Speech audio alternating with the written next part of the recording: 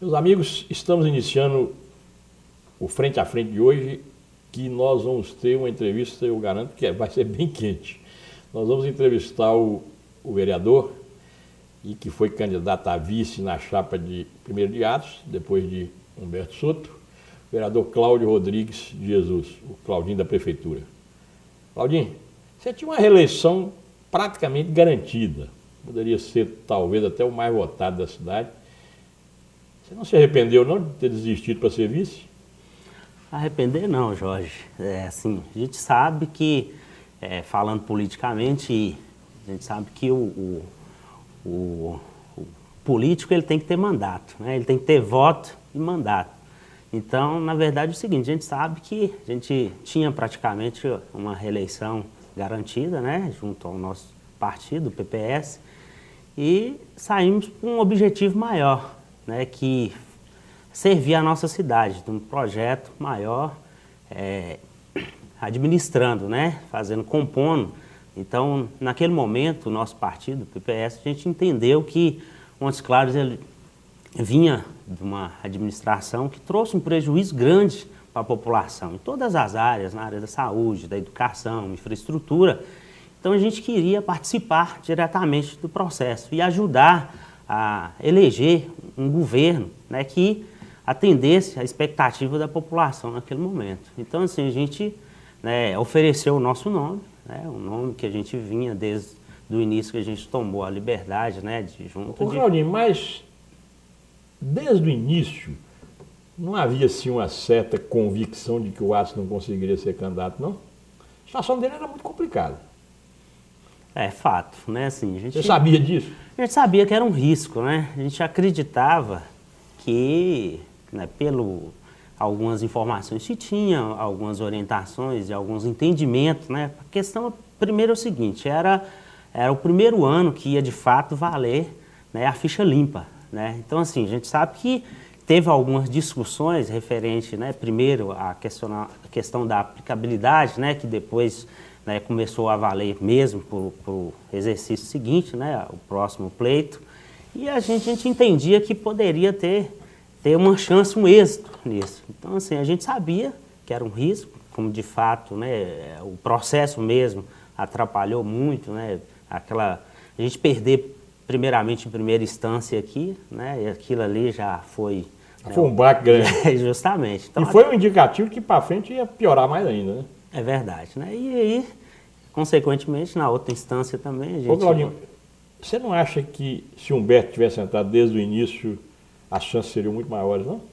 Eu creio que sim. Você trabalhou com o Atos um tempo até grande e depois um tempo menor com o Humberto. Isso. O que você achou da campanha um e outro? Na verdade, é o seguinte, a gente sabe que o Atos ele tem uma respeitabilidade, né, junto à população, então, inclusive, a própria administração atual, sua administração que não atendeu a expectativa, né, da população, isso fez o eleitorado a fazer comparações à população, né, a área da saúde, né, onde o pessoal falava que era boa na época do Atos. Então, com isso, a gente sabe que ele tinha uma aceitação muito boa, né, e o nome dele, uma pessoa séria, honesta. Então, assim, a gente via que o eleitor, aí, esses 90 dias que a gente teve de campanha, né, praticamente 60 dias foi com Atos, então a gente sentia que o eleitor queria votar nele. Só que aí, em decorrência da questão da insegurança jurídica, né, foi ao longo do tempo, a gente foi perdendo isso, né? E com a entrada do Humberto, porque a população queria o quê? Queria uma mudança, e isso ficou claro aí, né? Os resultados... Mas eu tenho uma ideia da seguinte forma, não sei se você concorda. Se o Atos pudesse ter mantido a candidatura dele, eu acho que tudo indica que seria no segundo turno Jair e Atos. É fato, eu também... A saída do Atos é que levou tanto o Rui como o Paulo Guedes para o segundo turno. Você não concorda, não?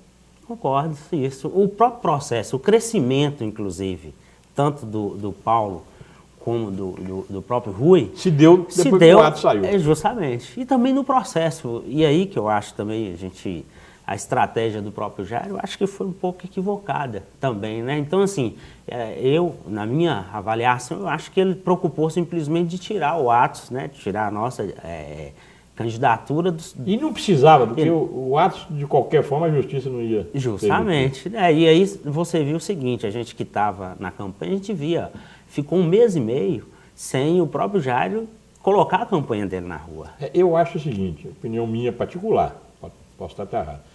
O Jair tinha tanta convicção que ia para o segundo turno, que ele não se preocupou com o primeiro turno. É fato, eu também concordo. Deixou para gastar as baterias, os recursos todos no segundo turno. Isso. Eu acho assim. Isso. E só que aí, decorrência... E aí, com a entrada de Humberto, comeu os votos dele tudo. Porque eles dividem o eleitorado, né? É o eleitorado do mesmo perfil. Isso, verdade. Eu acho assim, posso estar até enganado. Não, eu concordo com você. Então, assim, a estratégia, né, do grupo de Jair foi equivocada. Agora, você concorda com o ponto de vista que é quase geral que se o Humberto tivesse mais 15 dias de campanha, ele estaria no segundo turno? Isso, com certeza. Porque você estava lá dentro da campanha, você sentiu bem isso. Isso. Senti, mas é tanto que o Humberto é do meu partido, do PPS, a gente estimulava, inclusive, a candidatura dele, assim, porque a gente enxergava isso e pelo fato de a gente estar diretamente com a população. Então, assim, no desempenho que a gente teve na própria Câmara, a gente sabia que a população queria um nome diferente e uma candidatura que demonstrasse a seriedade, a honestidade, e o nome dele era o mais indicado. Só que a questão do tempo de televisão, que ele sempre colocou, tanto nas reuniões internas do nosso partido, ele sempre colocou que ele precisaria de tempo de televisão. Eu acho que não é só tempo, não. Eu acho que hoje uma candidatura de prefeito e de vereador também depende muito do corpo a corpo. Você visitar bairro, você entrar de casa em casa. E ele não teve tempo de fazer isso, teve? Não. O tempo dele, praticamente 15 dias, né? E há muita gente que pensava em votar em Humberto que de última hora desistiu porque achou que ia perder o voto. É verdade. Você não concorda, não? Concordo, sim. Então, assim, até a questão na época do próprio Atos, né? Muitas pessoas falariam que votava, mas ficava inseguro, né? E isso também foi perdendo, né, um pouco o corpo da campanha do Atos. E com o Humberto também, né? A pessoa ficava. E várias pesquisas soltando aí, né? E no entendimento, né, pelo menos, a princípio, que o Jair já estaria no segundo turno. Então, quem teria mais chance de estar? Aí já veio a figura do Paulo, que cresceu muito. Então, assim, o pessoal já falou, vou votar em Humberto, sendo que ele não vai, então é a questão do voto útil, né? Então, assim, então isso prejudicou. Agora, eu acho que quem tirou o Jair do segundo turno foi o Humberto. Assim, no meu entendimento... O crescimento de Humberto se deu no mandiocal de Jair. Com certeza. Porque eles dividem o perfil, o mesmo perfil de eleitorado é de um e do outro. É classe rural, é eleitor mais conservador, não vou dizer direita não, porque eu acho que direita e esquerda para mim já não existe mais, mas aquele eleitor mais conservador, mais de centro, e principalmente aquele eleitor que teve aquela influência do mensalão que queria votar contra o PT de qualquer jeito, concorda? E é tanto Pode fazer sua análise. E é tanto que esse eleitor, isso demonstrou que não agregou para a campanha do Paulo, né? Se você pegar os números, né? Então a gente tem uma abstenção, né? Você viu aí o resultado no segundo turno de mais de 17%. Então nós tivemos aí em torno aí de mais de 42 mil votos que o eleitor não foi votar. A gente tem mais de 11 mil votos que foram anulados, né? 6 mil votos em branco. Eu acho que São Paulo é o melhor exemplo da desilusão do povo com a política brasileira. São Paulo, mais de 2 milhões de eleitores não foram votar, ou votaram branco ou nulo. Quer dizer, isso mostra a desilusão que o povo brasileiro está com a política brasileira, com o político brasileiro. Você não concorda, não? Concordo, sim. O pessoal já está perdendo aquele entusiasmo de ir, né? Assim, já perdeu Você vê que até com a figura do próprio Rui agora, a gente sente, a não ser as pessoas que estão no processo político e têm os interesses também de continuar ou não na administração, mas você pega a população em geral, assim, você não vê o entusiasmo mais, né? De uma perspectiva de mudança, inclusive, né, com a situação. Mas essa perspectiva de mudança nós vamos conversar no próximo bloco, viu, Claudinho? Vamos para o breve intervalo comercial e voltamos logo em seguida. Vamos conversar com o vereador Cláudio Rodrigues se ele acredita que pode haver mudança a partir de janeiro. Espera um instantinho.